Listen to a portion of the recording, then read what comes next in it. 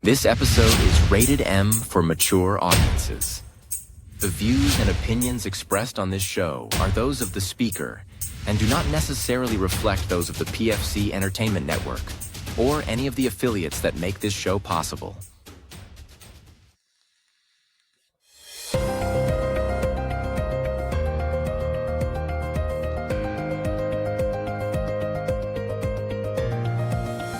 This is the Pure Fury Creations Entertainment Network. From the gridiron to the ball diamonds, from the hardwood to the ice rinks,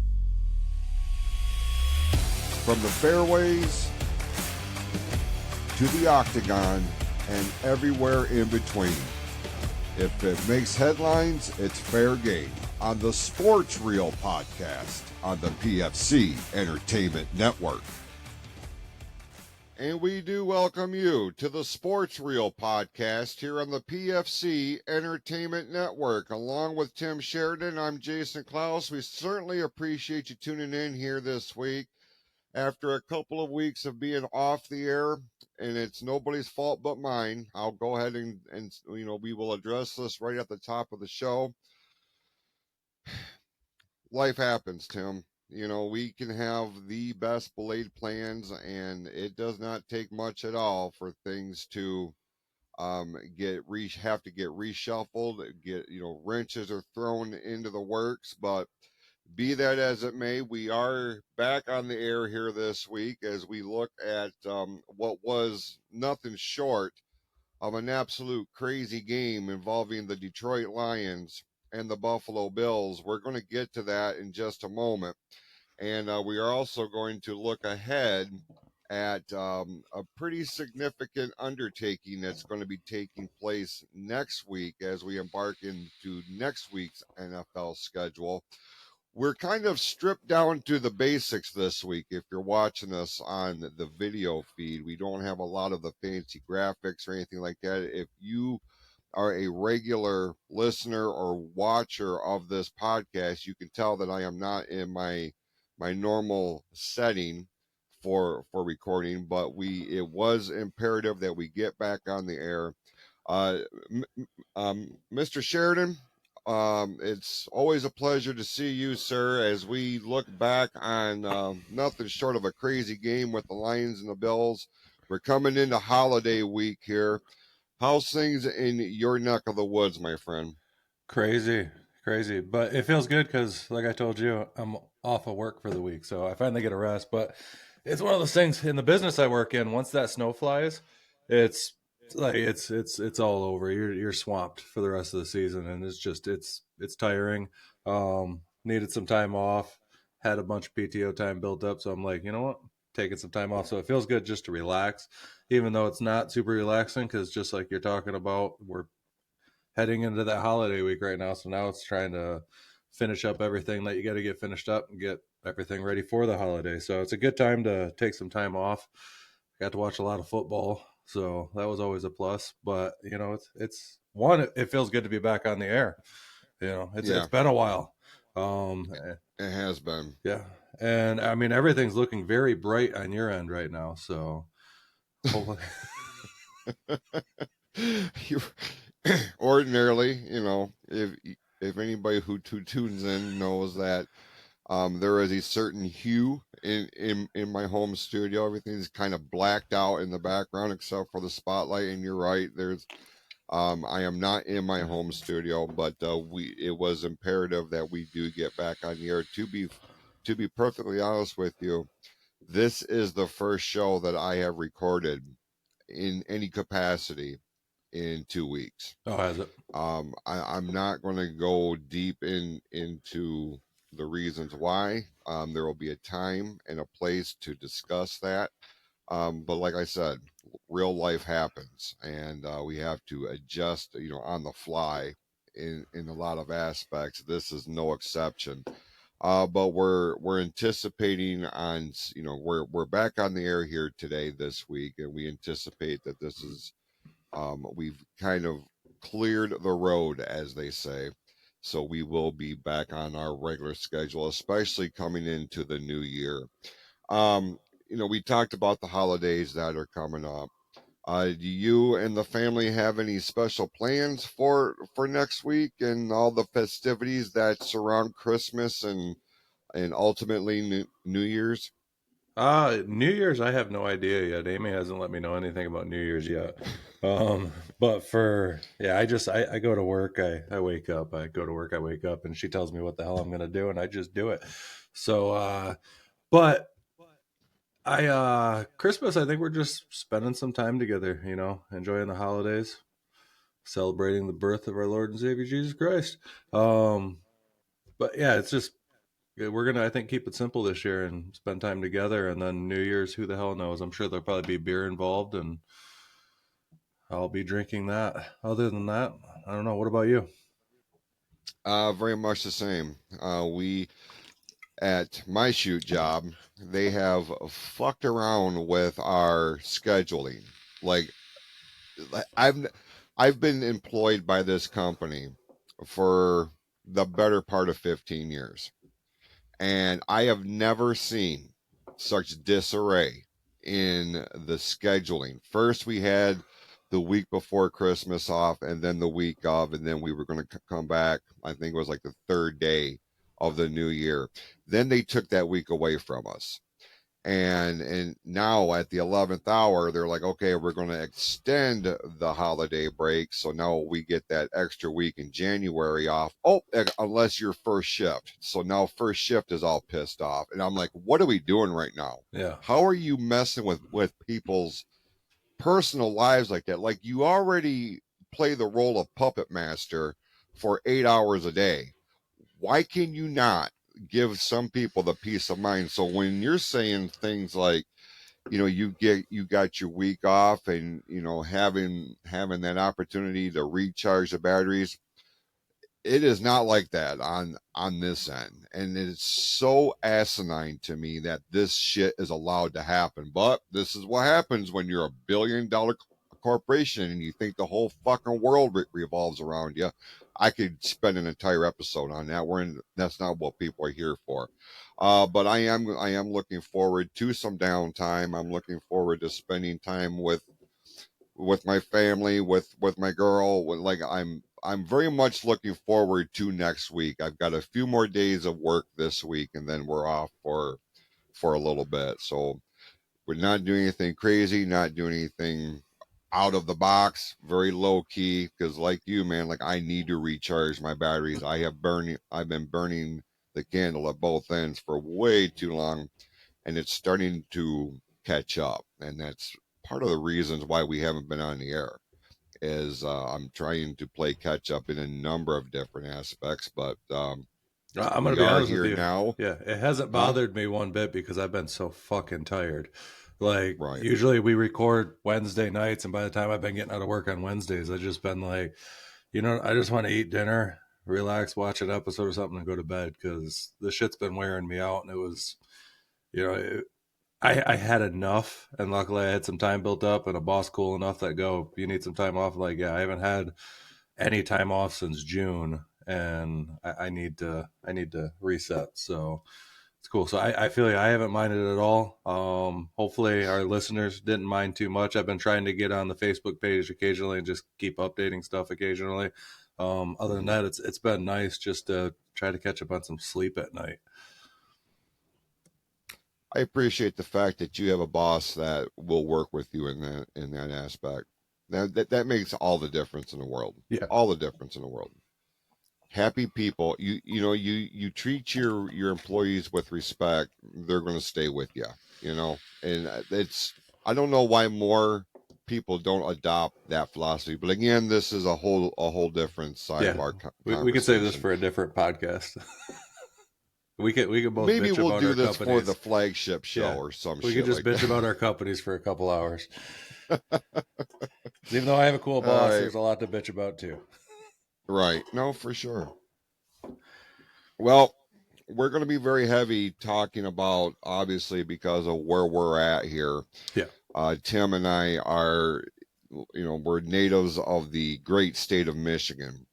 And obviously, here in the state of Michigan, everything is centered around the Detroit Lions right now. And after a 48-42 loss to the Buffalo Bills this past weekend, I caught this game halfway through the second quarter on Sunday, and I think you and I both said, and correct me if I'm wrong here, but I know, like, when I looked at the schedule for this season, this was one of those games where I'm like, this is going to be one of our losses. That's At this 100%. point, I thought we would have already had at least two losses, and Buffalo would have been our third loss. However, that's not how it's panned out. Right now, we are sitting at what, 12-2, Yeah. and shared at the top of the NFC North with the Minnesota Vikings. So it's not a surprise to me that the Lions lost this game to the Bills. I think, and I don't know why I'm so surprised by this. I'm almost low key disgusted by it. But brother, I don't know what you're seeing on your end of social media, but the amount of people who immediately started hopping off that bandwagon as soon as this game was over on Sunday, like it got to a point, Tim, where after a few libations, I don't mind telling you, I went on social media and started ripping people on Twitter. I'm like, don't ever let me see you wear a Detroit Lions anything. Because if you're so quick to just hop off the bandwagon after the second loss at this stage of the season, shut your fucking mouth and just get off the radar, because Yeah. I am sick of it. Because these are going to be the same motherfuckers that are going to be waving the flag in the event that Detroit advances to the Super Bowl. Would you agree with this? What are you seeing on your end? Oh, I see the same shit. Everybody thinks that it's the same old Lions. The wheels are falling off, and just like you said, I believe if you go back to might have been week 6 or 7, and re-listen to that episode, I think it's week 6 or 7, but I know for 100% fact that when we were going through the whole schedule for the rest of the season, we both called this one a loss, and it's not because Right. I think the Bills are better than the Lions. I just think the Bills play really good in the end of the late season, and the Lions hadn't faced anybody like that yet this year. You know, the Right. Lions always have this issue with a very mobile quarterback. Um, they have trouble containing them, and they end up losing those games. They've done really well this year so far, but they haven't faced anybody like Josh Allen. The people melting over this one is ridiculous. It's like the Lions are 12-2. There's a reason they're 12-2. Even in that game, it still showed a lot. They lost. Our defense is banged up. You know, you can kind of count that towards it too. But I mean, Jared Goff threw for 494 yards, 5 touchdowns, 0 interceptions. That's a pretty clean fucking game, and that's a crazy high scoring offense right there. Nothing to complain about there. I don't know why people are melting down. But just like you said, they're bandwagon fans that don't understand football, that just think the Lions are going to go undefeated for the rest of the season, and it's. I didn't see it happening, even as a Lions fan. You know, we called that they were going to lose to the Bills. I think they win the next 3, but there's no reason to there's no reason to flip out yet. There's no reason to get scared. They needed that anyways, even in a loss or a win. They needed to face somebody like that so they can reset, figure out what they're going to do. They're not going to face anybody else like the Bills for the rest of the season until the Super Bowl. Right. You know, there's nobody like that team in the NFC. Lions are still the best team in the NFC. They've proven it. They've beaten everybody. The only team that could even come close in the NFC at this point to matching the Lions, and surprisingly so, coming late in the season, it's been the Eagles. I know we've been off for a few weeks, but the Eagles have been on a tear. Mm-hmm. But I still don't think the Eagles are anywhere near offensively as good as the Lions. So don't get all worked up about a loss here. It's a good time to get a loss. Sometimes a team needs to lose to reset, get back to the drawing board, refigure it out. This out of their last 4 games they had for the season, this one was the least important. It was an AFC matchup. It's not even in our conference. It was a good team to lose to. And the Bills are a great team. they're worrying me as a Chiefs fan because the Bills look unstoppable right now, and the Chiefs are just kind of just hanging on. They're still winning. I don't know how the hell they're still winning, but they're still winning. They are now the best record in the NFL. But no reason to sweat this one yet. I figured this was going to be a loss. We both did early on in the season. We said the Lions were going to finish 15-2. I still think they're fully capable of that. They got a little banged up in this game. We can get into injuries in a minute because we lost some pretty big key players that are most likely going to be for the rest of the regular season, if not the rest of the year. But don't sweat it. Stop flipping out. If you feel like you need to flip out, just stop watching fucking football and stop trying to act like you're a Lions fan because there's no reason for it. No, I couldn't have said that better. And two things that pop out, from what you said. First of all, like the Lions needed this loss. Yeah. They needed to come back down to earth a little bit. And that's not to say that they've been playing with their head in the clouds. That's not the case. However, when you get on a streak like that they had coming into Sunday's game, you do kind of forget about the fundamentals in some regard. You can't help but get wrapped up in the fanfare and the news coverage and all this and the other thing. Prior to this game, Tim, Jim Nantz, who was the lead CBS play-by-play commentator for this game, went on record and boldly said the winner of this game was going to be America's team. Don't worry about that team down in Dallas anymore because there's been too much time with nothing to back up their claim of being America's team. Detroit and Buffalo can make a strong argument that they are now in position to legitimately be known as America's team. The NFL itself is having a meltdown because of it, because it's not the Cowboys. All you need, if you want to know what the current state of the Dallas Cowboys is, go listen to Stephen A. Smith.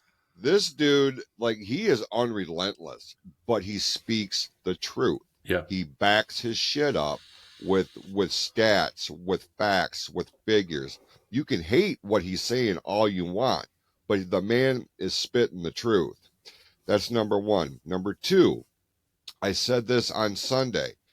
Given how the brackets wind up working out, how the playoffs do start to form, I do believe we're going to see a Kansas City Buffalo AFC championship game. Yeah. And I can't help but think, and I was talking to my girl about this, I was like, Tim Sheridan is going to be the one that I'm going to be dialed into if that winds up being a thing. Because like you said, Kansas City isn't that dominant team that they have been. They have been getting by the skin of their teeth in a couple of these games. But if it comes down, especially right now with, momentum is a very serious thing.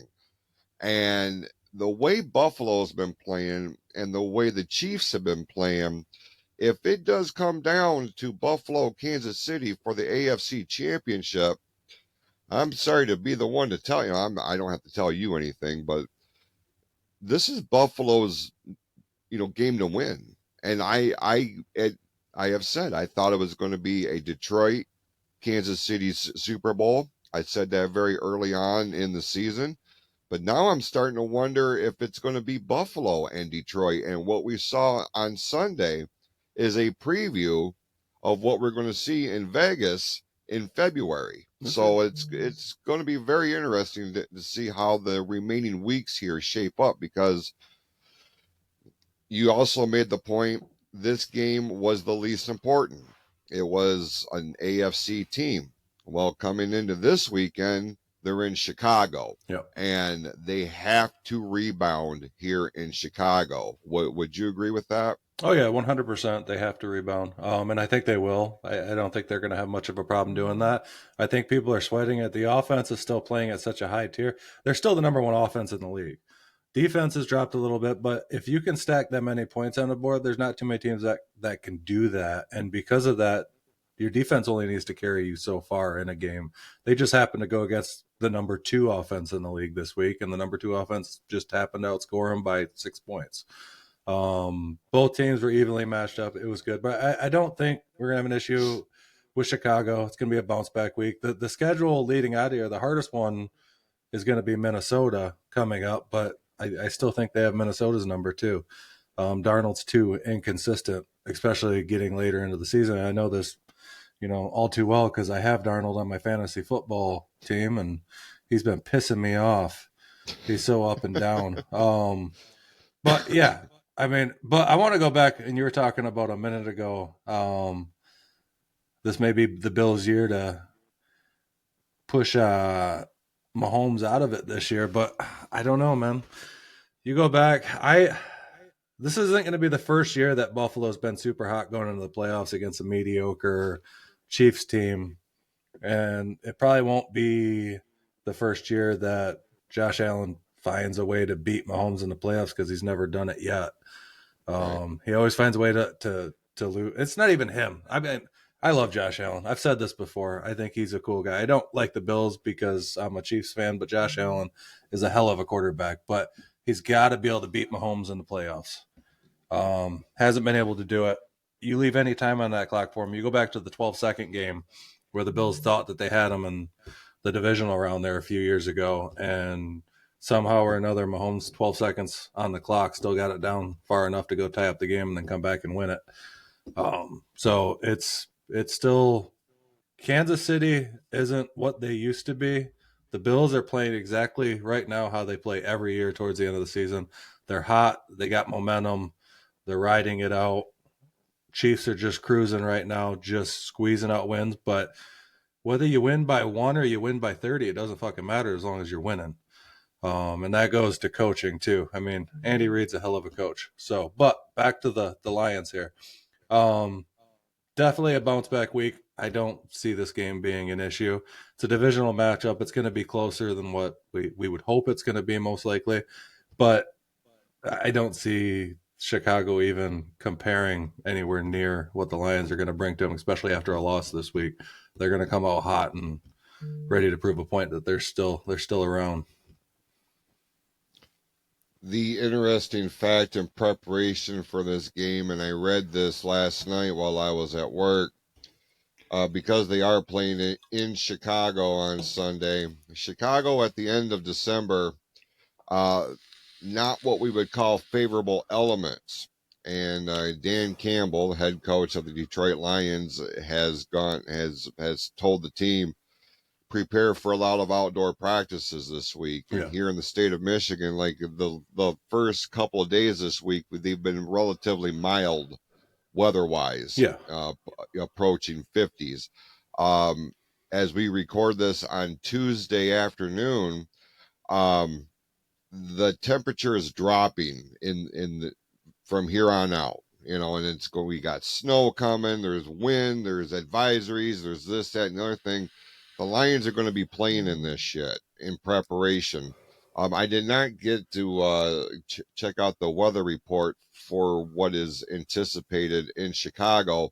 It doesn't really matter because they don't call it the Windy City because they needed a cute catchphrase. Like, there is a reason why Chicago is what it is. Yeah. And I don't I know there's other coaches in the past that have put their players in elements like that in preparation for the game, but I just feel like, and people can say what they want about Campbell, but I feel like his fundamental approach to every facet of this team for every game that's coming up is on a different level. One, because he was a player, he was a Detroit Lion, and it just goes to show that this guy is very serious about seizing every opportunity to make sure that his team is prepared for what's coming up next. And what's coming up next is the Chicago Bears,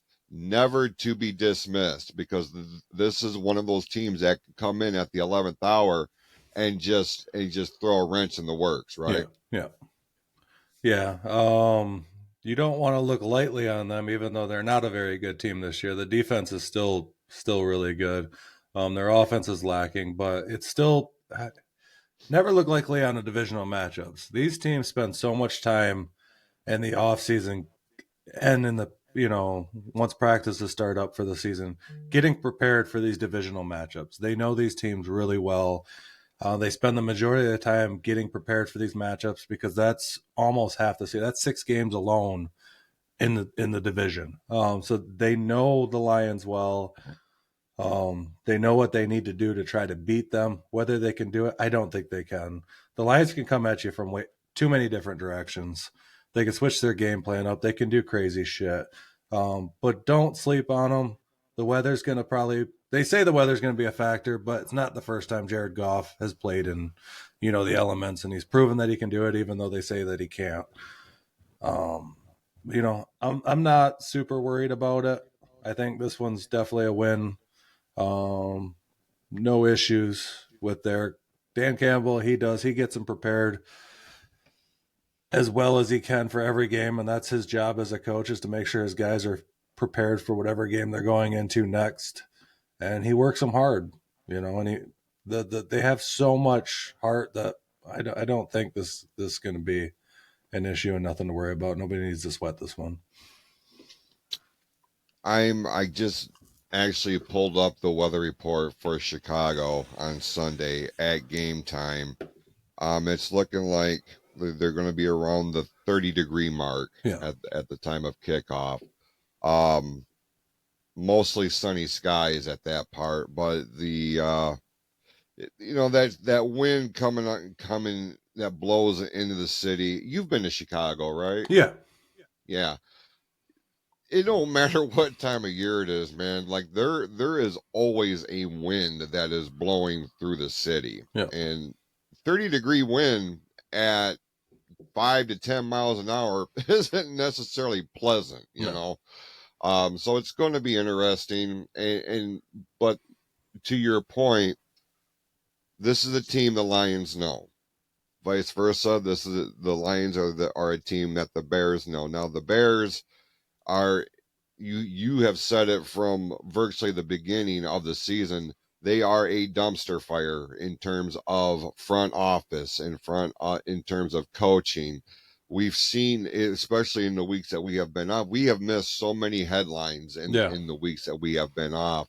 And the disarray that is in the front office of the Chicago Bears was one of those things that I really wanted to dive into, because you just saw the complete implosion on the sidelines of that team, and how can they rebound? Well, obviously it's not going to happen this year. No. They are going to continue going into this off season as in a rebuild model.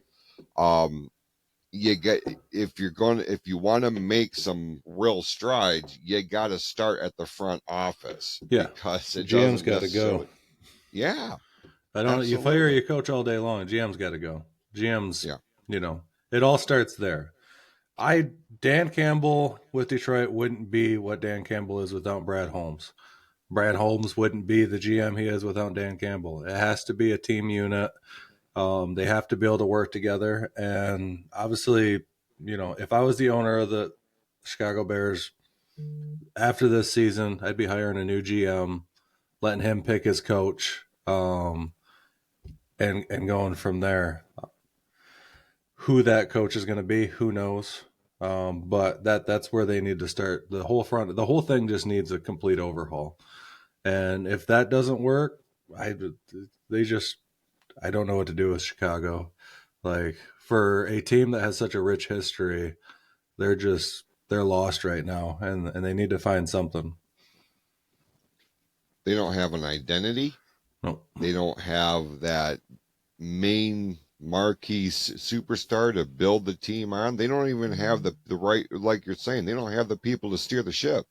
It is essentially a runaway carriage, with nothing to steer it one way or the other. you're just waiting for it to either go off the cliff or just smash into, whatever. And it is a shame because the Chicago Bears are one of the most heralded franchises in all of sports, not Yeah. just the NFL. People know the Bears. You know what I mean? Like this is legacy. This is history. And while I do not necessarily root for that team, I do appreciate what it is, and it's damn near sad to see. But as a Lions fan, you're like, well, I'm not necessarily sad. This is one less team that we need to worry about, and we can focus on Minnesota. We can focus on Green Bay and figure out what the fuck they're doing here. And like it's coming down to Detroit and Minnesota for the NFC North. There's just no other way around it.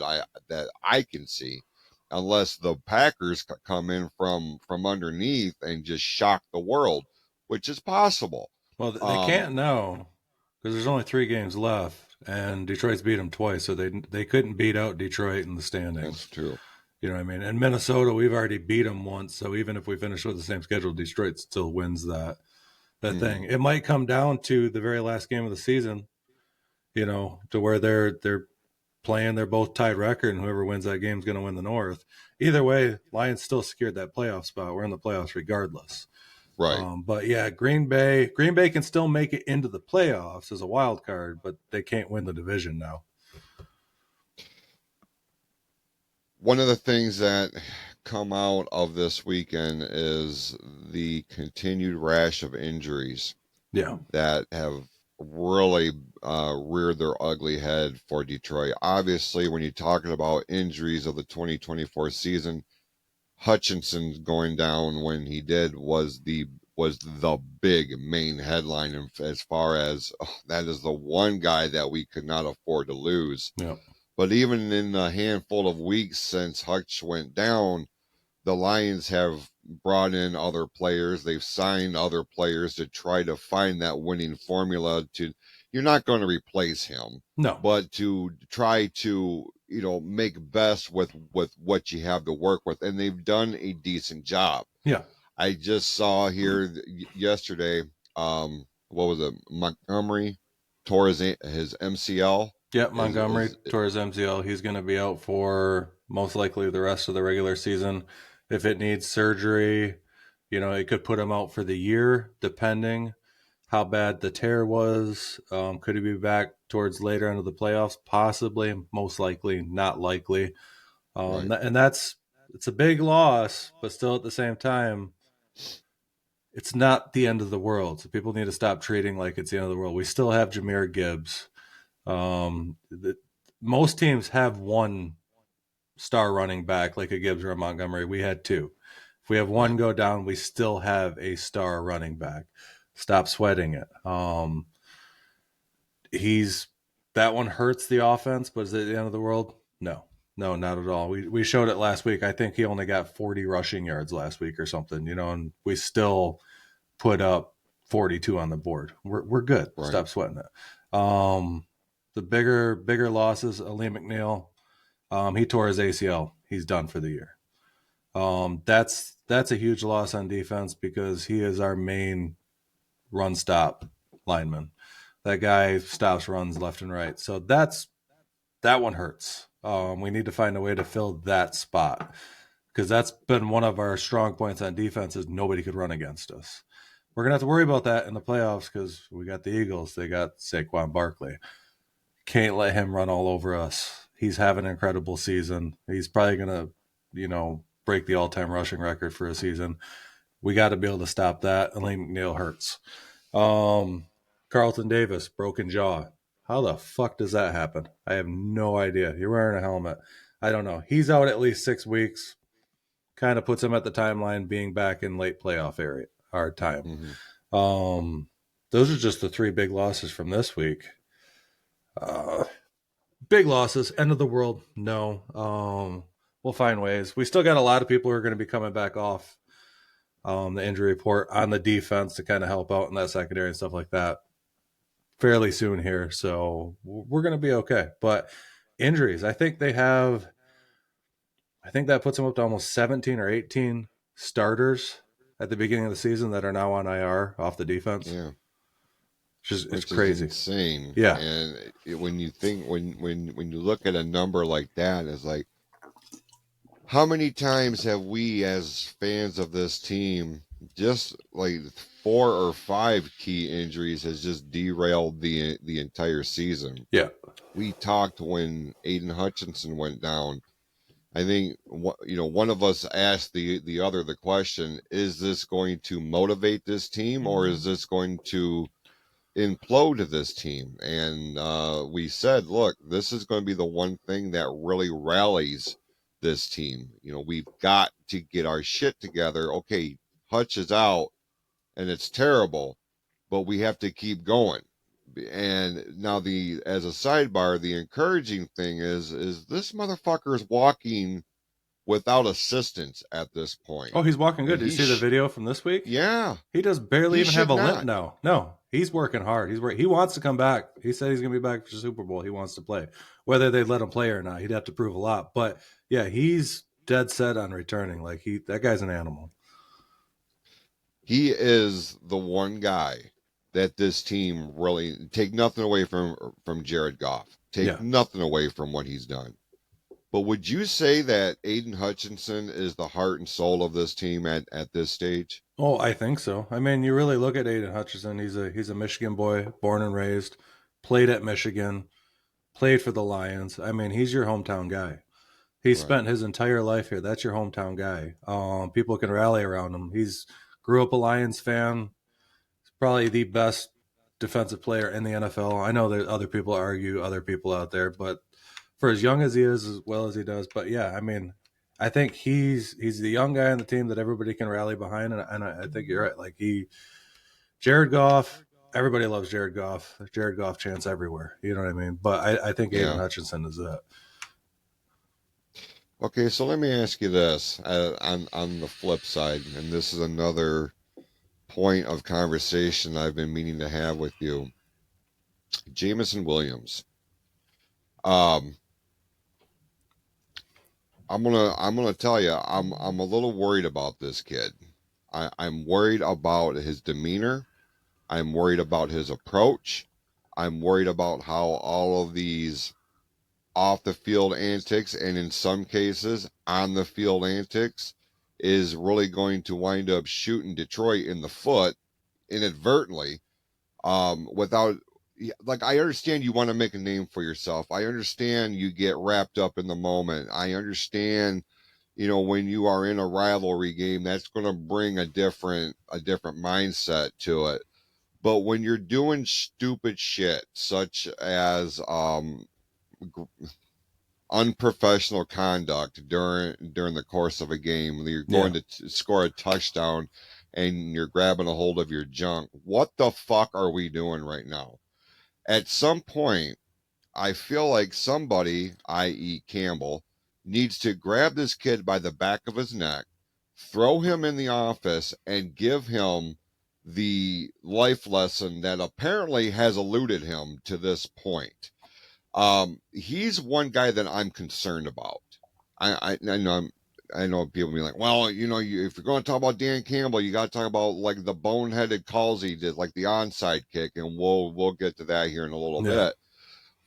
But Jameson Williams himself, as talented as this kid is, and he's got a bright future.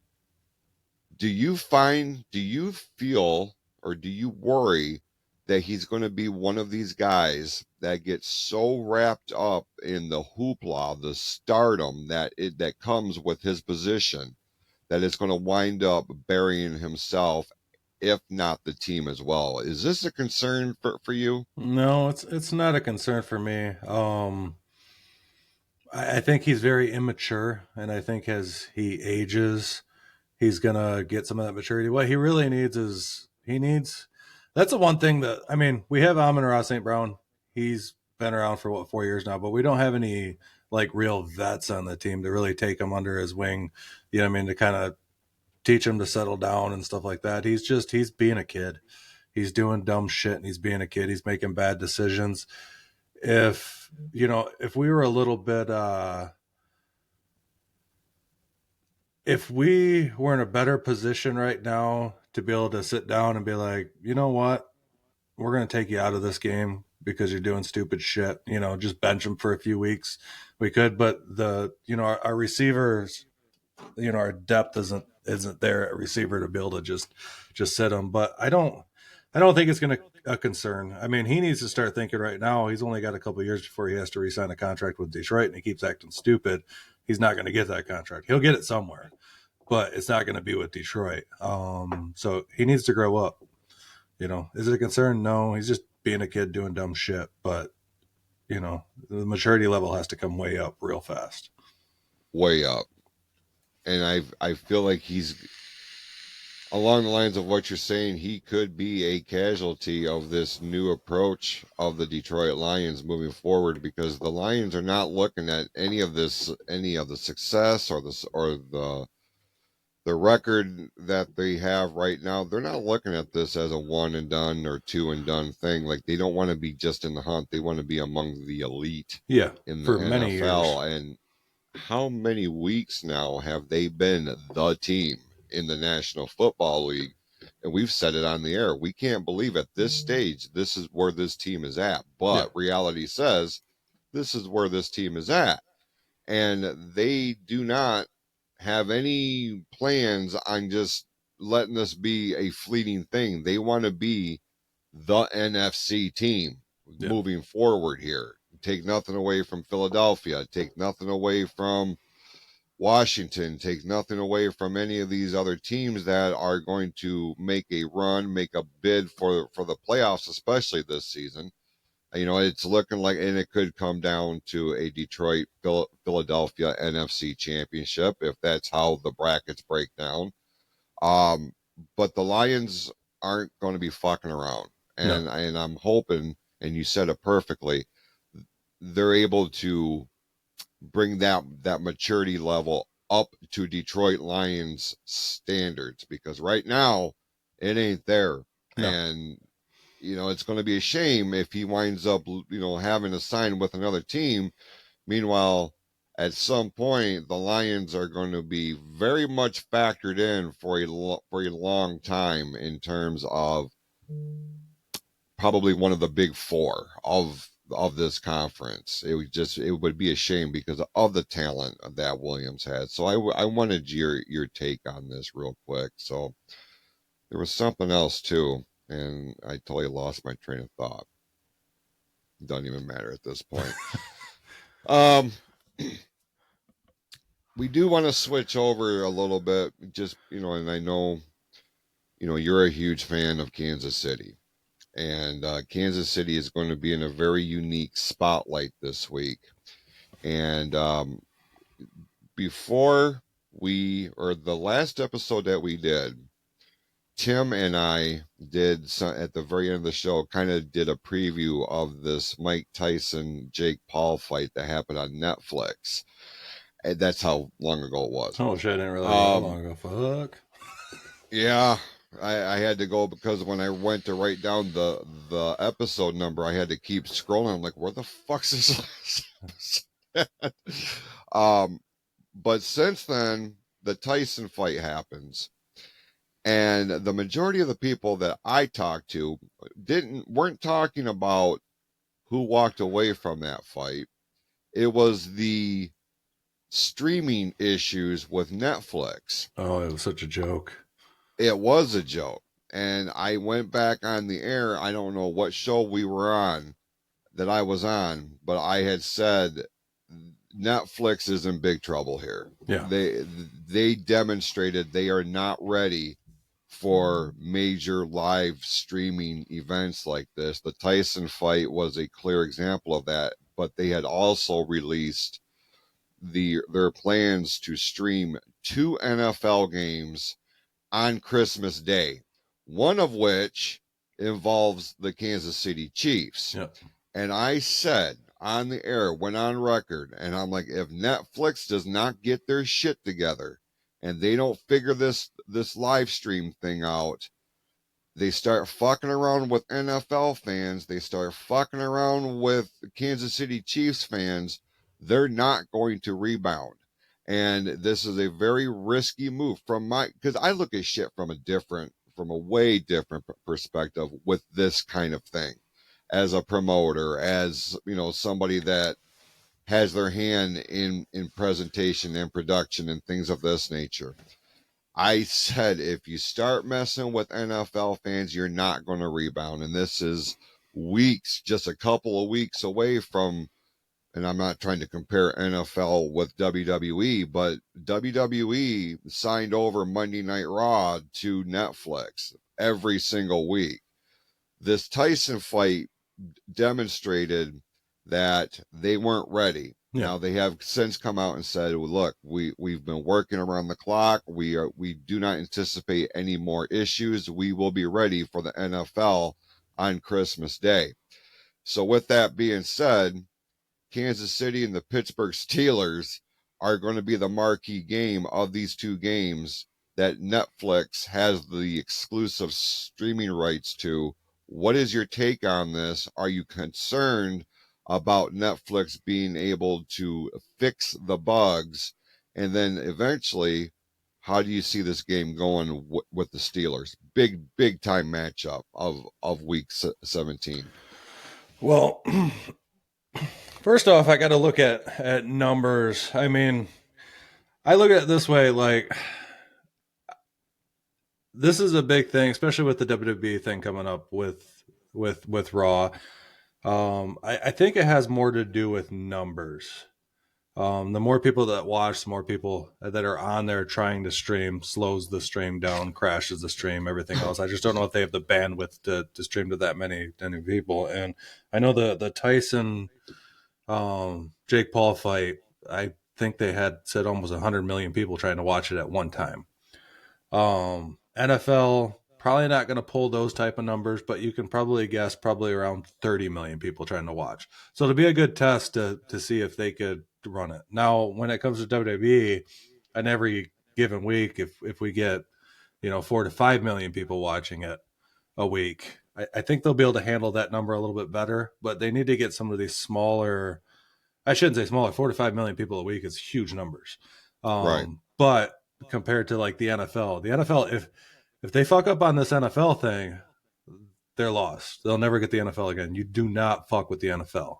Right. I've been getting pissed off at Prime because Thursday night games have been solely on Prime, and I don't know if you've caught any on Prime, but yeah, they're a little laggy. Are they watchable? Sure. I don't know how it works because audio-wise, they're perfect. Video-wise, it just keeps breaking up as you're watching. It's I don't know what the hell's going on with it, but it's really weird. And it's frustrating to the point where I've turned off a lot of Thursday night games and haven't even watched because it's bothering me to try to watch it. So I think this week coming up with the NFL is going to be a good test to see how they can handle a little bit lower streaming numbers than the Jake Paul, Mike Tyson. But if they can't handle 30, can they even handle 5 or 6? I'm sure, the first Raw on Netflix is probably going to draw in quite a bit more. I wouldn't be surprised. Oh, yeah, they're stacking the card for it. 10, 12, 15 million for the first one. Will it slow down after that? Sure. But if you were WWE at this point, you got to be sweating up a little bit going, are they going to be able to fucking handle this? We signed a contract with them, are they going to be able to handle running this every Monday night streaming? I think they jumped in over their heads like Netflix did. And I think they thought they could do more than they could do, or they just didn't anticipate the numbers for some of these things, and it just kind of fucked them by not participating in the numbers that would try to watch that Jake Paul, Mike Tyson. They didn't have the bandwidth for it. They weren't set up for it. Now they got to go with the NFL. They got to make sure that they can do that. Now, are more people going to watch that, just have it on in the background at Christmas? Could we see 50 million people watching it? Doubtful, but possibility, just having it on in the background. I'll be trying to watch it. It'll piss me off if I can't watch it because it keeps breaking up and just getting all fucked up. So yeah, I'm sweating it a little bit because that's a big game. Steelers are a tough team in the AFC right now. Came out of nowhere. Russell Wilson has been looking really fucking good. It's going to be a big test, especially with Mahomes right now. Another high ankle sprain, right into the end of the season, just like last year. Is he going to even play this week? People are like, oh, he's done for the season. It's fucking Patrick Mahomes. Settle down. You could roll that guy out there in a fucking wheelchair and he's going to continue playing. He's got no quit in him. And that's what people don't understand about the Chiefs. There's no quit in that fucking team. Right to the last minute to block a field goal to win a game. There's no quit in that team. There's going to be no quit in Patrick Mahomes. I'm not worried about him. It'd have been better off this week if the Lions would have beat the Bills because it gave them a little bit of a cushion to rest Mahomes a little bit. But they're still trying to play out for that 1 seed. So you're going to see them out there this week. That Steelers game on Christmas Day is going to be huge because you're still trying to play out to get that 1 seed. Everybody wants that 1 seed. You want that home field advantage all the way through. You want the 1 seed for that bye.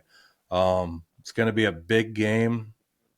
2 big AFC matchups. Steelers, they clinched playoff spot this past week in a loss. It didn't matter the way the rest of it worked out. Steelers are now playoff bound. No surprise. They are pretty much every fucking year. Doesn't matter what they do. They could end up 8-8 or 8-9. They still make the playoffs somehow. I don't know. That team is just, they have probably the best record. Is it one of the, it's one of the best records in the NFL for longevity for winning seasons. I know that. Absolutely. Yeah. I think I saw a stat. I don't think Mike Tomlin has had he's never had a losing season. Yeah, he's never had a losing season. Yeah, and he's been there 18 years. Yeah, actually, I think he's been there over 20 now, hasn't he? Has it been? I think it's been over 20 now. Like he's been there forever. Never had a losing season. That's fucking incredible. He's first round Hall of Famer on the ballot is coaching. You know what I mean? Like that guy is an incredible fucking coach. Anybody should and you can see it. Even Russell Wilson has seemed to turn his attitude around, and he's just out there having fun again. And you need a coach like that to be able to do it. And look what happens when you turn your attitude around, you're out there having fun, you're enjoying playing football again, you're fucking winning. And they're going to the playoffs. They could be a threat in the playoffs. The AFC is, besides the Bills, it's not that strong a division. I mean, you still have the Ravens, but are they going to even make the fucking playoffs at this point? Who knows? The Ravens I don't think they've clinched playoffs yet, and they've got a chance that they might not even make the fucking playoffs. Let me see if I can pull this up real quick. We know the Bengals are out. They're out of playoff contention. Right. Okay, according to NFL.com, there are three spots available for the playoffs on the AFC side. Right now, as it stands, 1 seed is Kansas City, 2 seed is Buffalo, 3 seed is Pittsburgh, 4 seed would be Houston. In the hunt, Ravens, Broncos, and Chargers. And on the bubble, the Colts, the Dolphins, and the Bengals. Every other team, eliminated from possible playoff appearances: the Jets, the Browns, the Jaguars, Titans, Patriots, Raiders. That's on the AFC side. Yeah. In the NFC, just for shits and giggles, there are 4 available playoff spots. The only ones who have secured a spot in the playoffs at this point: Detroit, Philadelphia, and Minnesota. In the hunt, Tampa Bay, the Rams, Packers, and the Commanders. On the bubble, the Seahawks, Falcons, Cardinals, 49ers, which surprises me, Dallas, which surprises me, and the New Orleans Saints.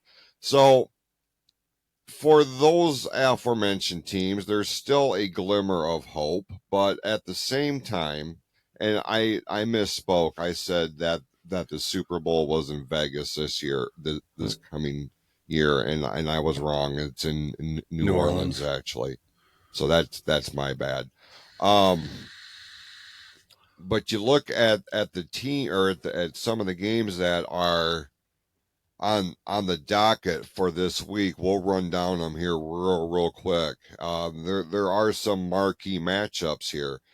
You get Thursday night, you're going to see the Broncos against the Chargers. The Chargers, low-key dangerous team. Jim Harbaugh, you can't take anything away from him as a Broncos in coach. the same sense.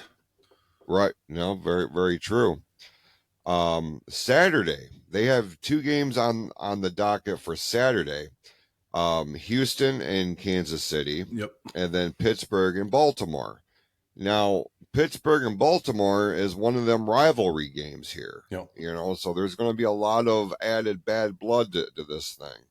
Sunday, we're looking at the Giants and the Falcons, of course, Lions and Bears, Cardinals and the Panthers, Rams and the Jets, Philadelphia and Washington. That's going to be one to keep an eye on. Yep. Cleveland and Cincinnati. That's going to be a barn burner. Oh, yeah. Titans and the Colts. Vikings and the Seahawks. That's going to be one to keep an eye on. Patriots and Bills. Oh, I want to... Let me make a note of that so I don't forget. Because I want your take on Bill Belichick going to North Carolina. But we'll get to that here in a minute. Where did I leave off? Oh, Bills and Patriots, Jaguars and Raiders, 49ers and the Dolphins, Tampa Bay and Dallas, and then Monday night we get New Orleans and Green Bay, and then the 2 games on Christmas Day. Some intriguing matchups later on at the very, the last part of the regular season here. Any of those games stand out to you as must-see? There's a ton of them, actually. And the reason being is there's a lot of teams that are still trying to fight to get into the playoffs. And there's a lot of teams trying to get a better seed in the playoffs. Everybody plays a little bit harder towards this end of towards this timeline in the season, because you have teams just like you were saying, the Rams, they're still trying to get that playoff spot. Stafford's going to be going off. Everybody's going to be playing hard. Tampa Bay, same thing. A lot of teams. You say Minnesota and Seattle? Was that yes? The Minnesota Seattle. I mean, you got Minnesota still trying to win a division, and Seattle still trying to make the playoffs. Everybody's going to be in Seattle too. In Seattle, yeah. I mean, I'm waiting for Minnie to lose. Like, for God's sakes, just fucking lose. We started out the season just fucking lose, Minnesota. Like, you're not even that good of a fucking team. Like, what the fuck? Obviously they're a good team. They're 12-2, but right. Like, geez, just lose. But yeah, there's a ton of these matchups. I mean, these guys are fighting to get into the playoffs, or they're fighting to win a division, to get that, just to get that home field advantage. This is when it comes down to, this is, put up or get out time of the season. These teams need to come together. There's some dangerous teams out there right now. Tampa Bay, Baker Mayfield's been going off. The Rams, super sneaky again, sneaking into this thing right out the bottom. You think they're out of it for the year. They're coming on super hot. So these next 3 weeks of football are going to be tremendous to see how much this field shifts around in the next 3 weeks to find out who's actually going to be in the playoffs. We know some, but so far we were looking at there's only been a few teams that have secured their divisions: Kansas City, Buffalo, Houston, and that's it. All in the AFC. No NFC team has won their division yet, which is crazy, being 3 weeks left in the year. It's right. There's still one division out there in the AFC, but nobody has secured the division in the NFC. Got some playoff spots there, but only 3 have secured playoffs in the NFC, and 2 of them out of the North. We said from the beginning of the season, the North is the best division in football. We're probably going to have 3 teams out of the North in the playoffs this year. You still hear me? For the first time ever. Yep. Just that unto itself is insane. And this is when you start realizing that the NFC North is being taken very seriously. When you start bringing in outside voices to do the voiceovers for the pregame shit. The Thursday night game that Detroit played, they brought in Jim Ross to do the voiceover.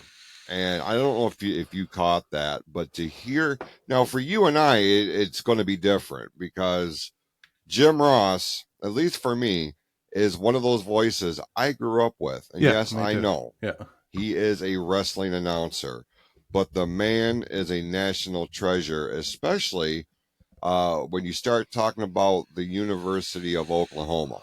Yep. He is a big boomer sooner, and he is part of royalty for that program.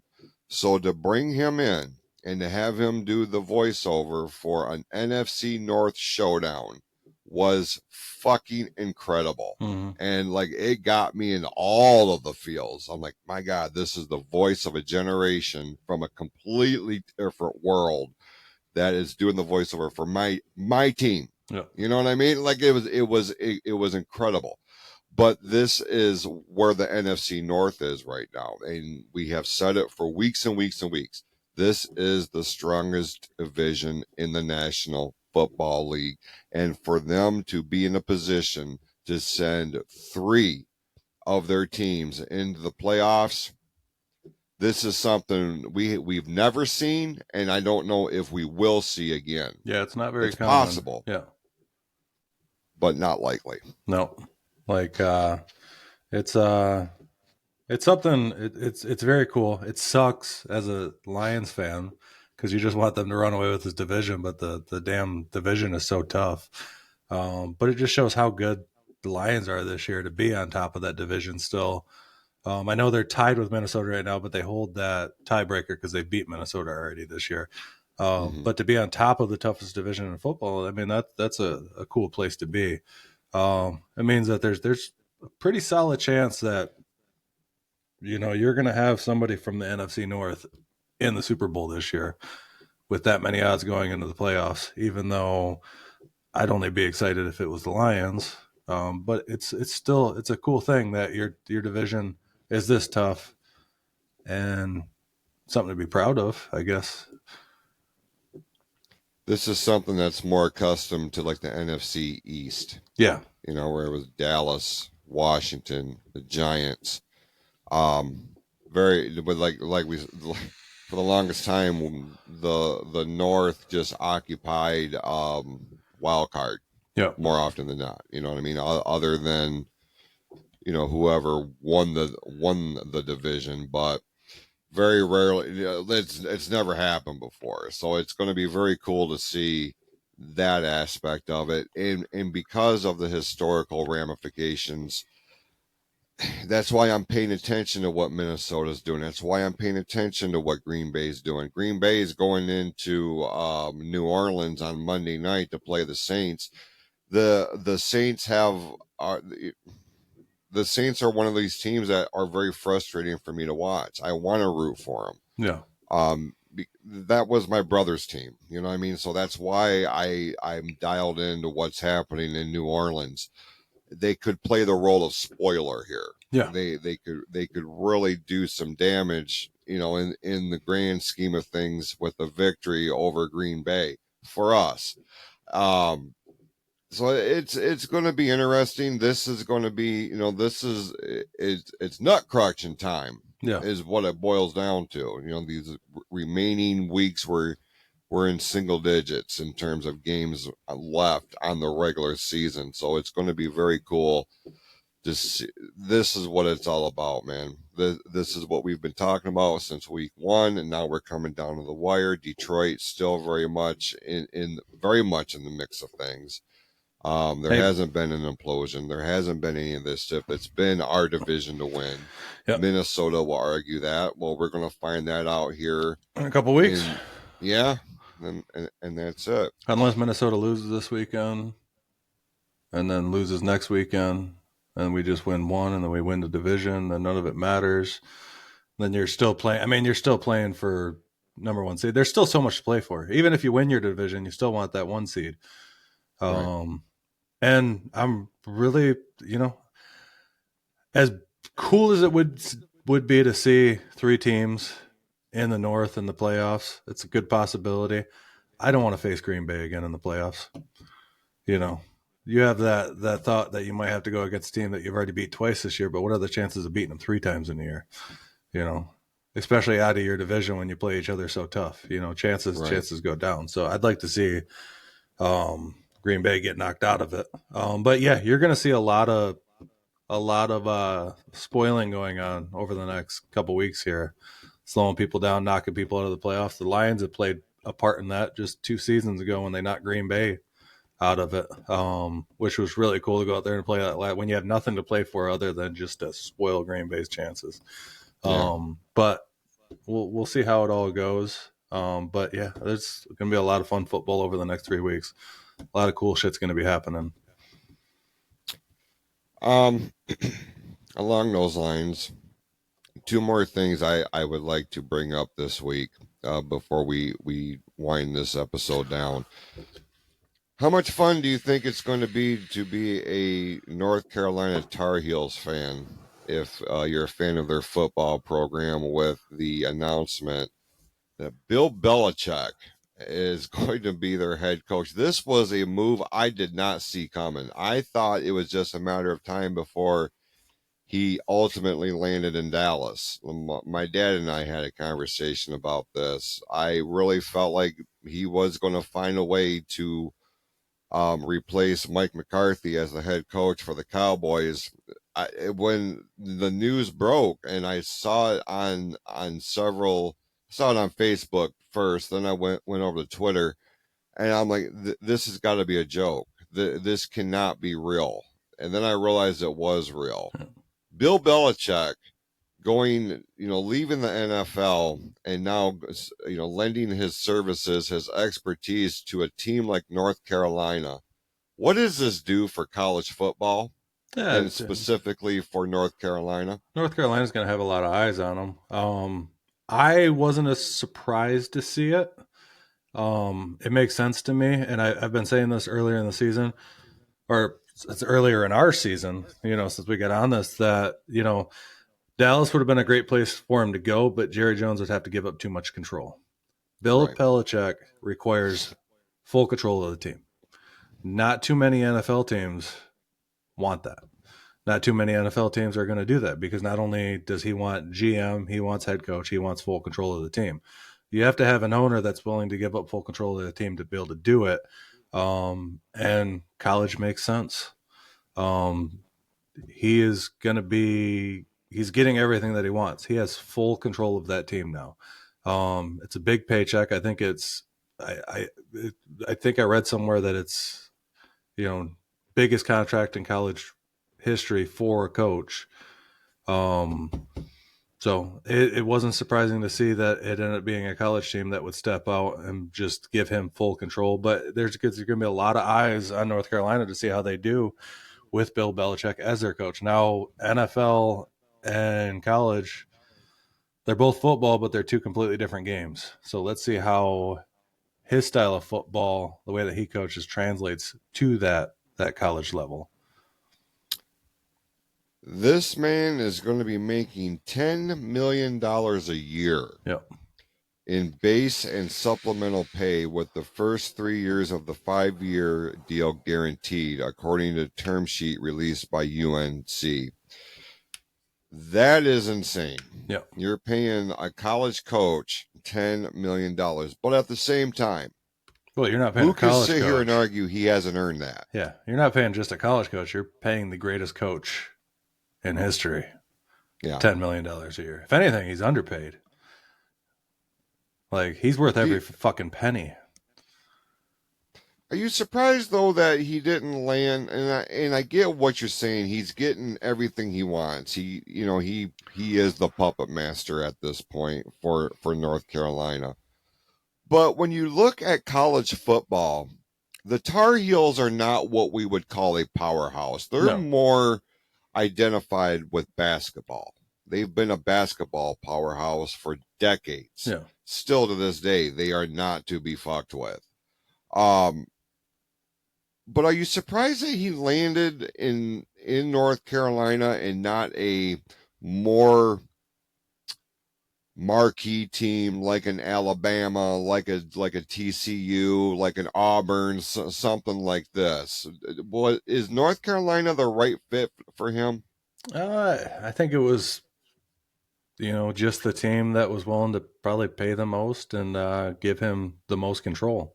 Some of those other teams probably wouldn't be willing to give him the control that he wants, Yeah. and honestly, you're probably going to see a lot of people hit the transfer portal, wanting to go play for Belichick so they can get ready for the NFL, because he's already said he wants to turn this into an NFL program.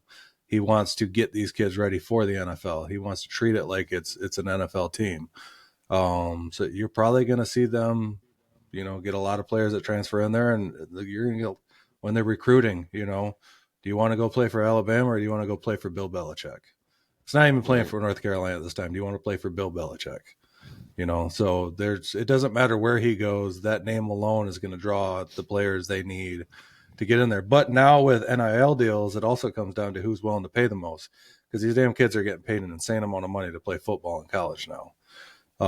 So it depends how much money can they raise to get these people at the same time. But Bill Belichick's name carries a lot of weight, even regardless of money. You're absolutely right about that. A handful of Super Bowl rings justifies that. Yeah. And you're absolutely right. The But greatest coach in the yeah, history of the National Football League. but let's see how his coaching, just like I said just a minute ago, translate into college football. It's completely different. Right. So you've seen college football coaches come to the NFL and try to translate that college football mindset in the NFL, and it hasn't worked out. Let's see if it goes the opposite direction. Certainly remains to be seen, and there's going to be a lot of spotlight and a lot of hoopla. Or although, over there. And yeah, I guess being from Michigan, you got Harbaugh. His NFL coaching translated well into the college because we got a national championship out of it. So took him a minute though. yeah, sometimes these programs take a little bit of time to build. It's just like an NFL team. You're not going to change a team overnight. It's going to take a little bit of time to put these programs together. But I feel like with Belichick, especially North Carolina fans, they're anticipating, they're expecting that immediate turnaround. They're expecting Belichick to come in here and just completely change the culture, and all of a sudden they're going to start, vying for national titles. Yeah. That's their expectations because of what this man has done when he had the greatest quarterback in NFL history, leading that team to multiple Super Bowls. Yeah. They are expecting that kind of success right fucking now. And it doesn't happen that way. No, generally it never works. speaking. Yeah, it never works that way. And, you talk about Jim Harbaugh, he was with the 49ers as a coach. Well, he with Stanford first? Yeah, he was with college. college. Yeah, and then came to NFL and then back to college and now back to NFL. One of the rare exceptions where he's been able to bounce back and forth and have some degree of success. Yeah, but he's also if you look at his coaching style didn't even really mesh with, and maybe this will benefit Belichick a little bit. His coaching style didn't really mesh well with the way college football plays this year. He's more, and it shows with the Chargers this year, he's more smash mouth football. It's run heavy offenses, limited passing. It's the same thing he did in Michigan that won him the national championship. He's translated it to the NFL, and it's working well for the Chargers. Chargers are a rebuilding team that are probably going to be, in the next 2 to 3 years, probably good chance to be vying for, a Super Bowl. Team looks really good this year. Herbert has looked good, less turnovers. He hasn't thrown the ball as much. But so that style of coaching, could translate well also with Belichick, being an NFL coach. So we'll see how it plays out. But Harbaugh did it. Now he's back. Let's see if Belichick can do it. And that name alone is going to carry so much weight. Certainly will. It has me interested, and I don't give a shit about North Carolina, if I can be honest with you. No, neither do I, but we do now. It'll be interesting to see what happens. Yep. Finally this week, I saw this come down the news wire, and I almost couldn't believe it in one aspect, and in another I could. Makes perfect sense. Justin Verlander has announced his retirement plans at this stage, and he has gone on record and has indicated he is going to sign, once his deal with Houston is up, he is going to sign a 1-year deal with the Detroit Tigers and is going to embark on his retirement season in a Tigers uniform. What's your opinion of JV coming back home for the last ride here?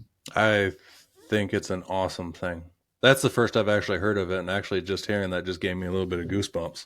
Like, Oh, is that right? yeah, I haven't even heard that yet, but yeah, that's freaking awesome. I'd love to see him come home and finish out his career here, even if he doesn't play that much. Pitch. I mean, he still pitches at a high level. Let's see where he is. I don't know how much longer his contract in Houston is.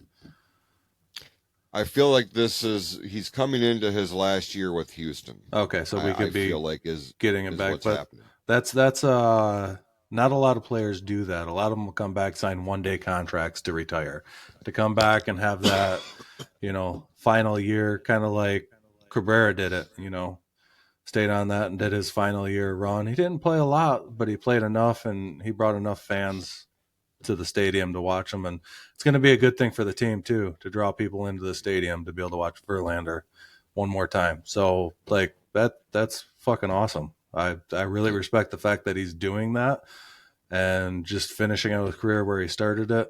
We've had so many fond memories of Verlander. I mean, he's a Hall of Famer, and I'm happy that he'll finish out as a Tiger and probably go into the Hall of Fame as a Tiger. Most definitely. And you know who's going to benefit the most from this? Tarek Skubal. Yep. Oh yeah. Take him under his wing. You better secure your seat underneath that learning tree that is JV. Yep. For sure. So, all right. Oh, one other thing.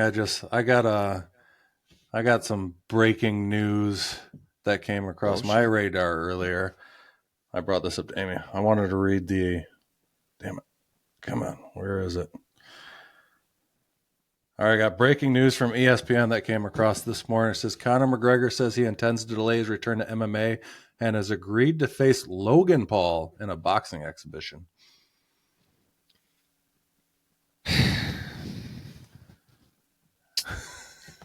Talking about those Paul brothers.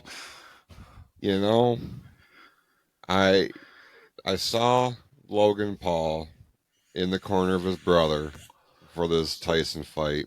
He actually had a few choice words with Tyson after the fight. Logan Paul then turns around and retires from WWE. Yeah. And which kind of surprised me, because as much as I don't like this kid, the way he was able to adapt very quickly to being a successful professional wrestler was impressive. Yeah. But then he started jaw-jacking with Mike Tyson. I'm like, this ain't the dude. Like, Jake Paul's one thing. Logan Paul is something else. Conor McGregor is low-key batshit crazy. Yeah. I don't think Logan Paul, on the surface, is prepared for that kind of exhibition, because you can put the word exhibition on it all you want. Conor McGregor is not going to go into that thing as an exhibitionist. He's going to go in there to kick another man's ass. And as talented and as athletically gifted as Logan Paul is, and I'm taking nothing away from him, I respect what he's done. He ain't Conor McGregor.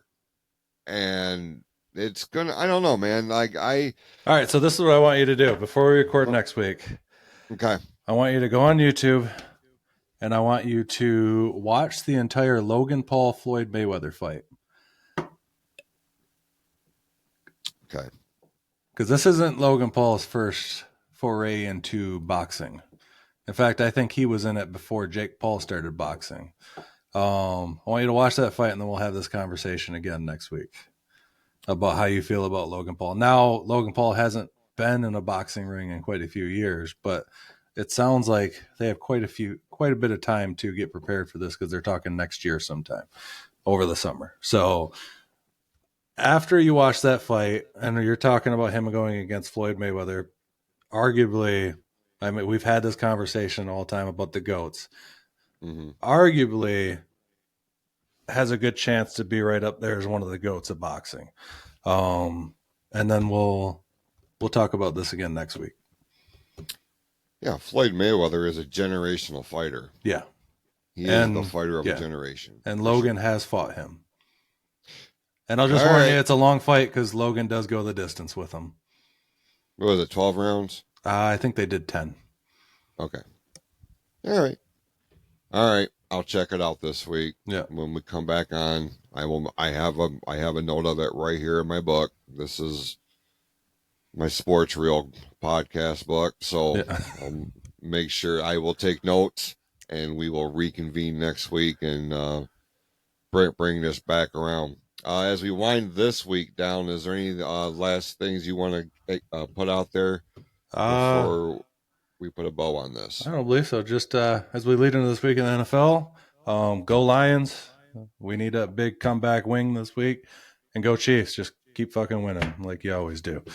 So, with the holidays that are approaching next week, stay tuned to our social media accounts for when the next episode is going to drop. We're going to make every accommodation, with Tim's schedule, with my schedule, to get this show out on its normal drop day, which is Thursdays. We're going to try our very best to make that happen, but the actual recording of it may be a little wonky. We'll see what happens. We're going to do the best that we can here. Just stay tuned to the Sports Reel podcast page on Facebook or pfcnetwork.net.